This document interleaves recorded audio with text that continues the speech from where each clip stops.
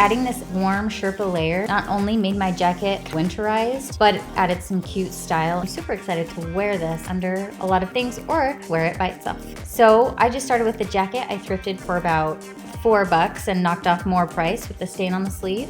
And I made sure to wash that later. First, you're going to want to seam rip the side seams and the entire sleeves off from the jacket. You don't have to rip it like I do, but this material was pretty heavy duty, so it could handle it. Line your jacket up with the shoulder seams and the collar of the jacket. Then mark where you'll have to take it in, but make sure to leave extra material so it's a little more roomy than tight since it is a jacket. Cut off the excess material. Remember, it's better to leave more because it's harder to add back than take away.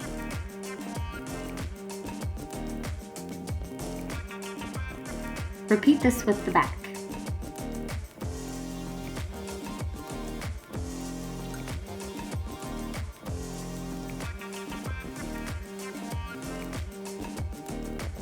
Seam rip the sleeves open, fold in half, lay the sleeve of your jacket inside out on top. Aligning the center of the sleeve where the top of your shoulder hits.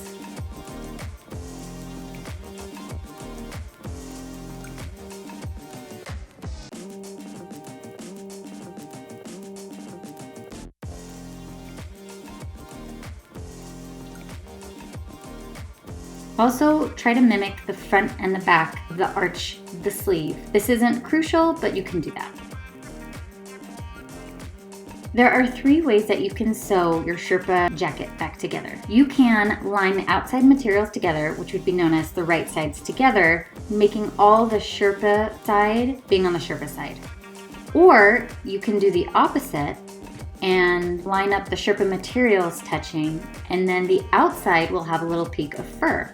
Or this is the way I'm going to do it, is I am going to line up the top one side over the other side. So when you sew on top, which is more of a top stitch, then it'll show sherpa material just on one side, like the coat originally came, just like this. It shows both sherpa and flat material. Open up the jacket so the shoulder seam is open. Then pin the arch of the sleeve shoulder to the opening of the shoulder in the jacket. And if you want to do it my way, then I lay the top of the shoulder onto the jacket so you see a little fur.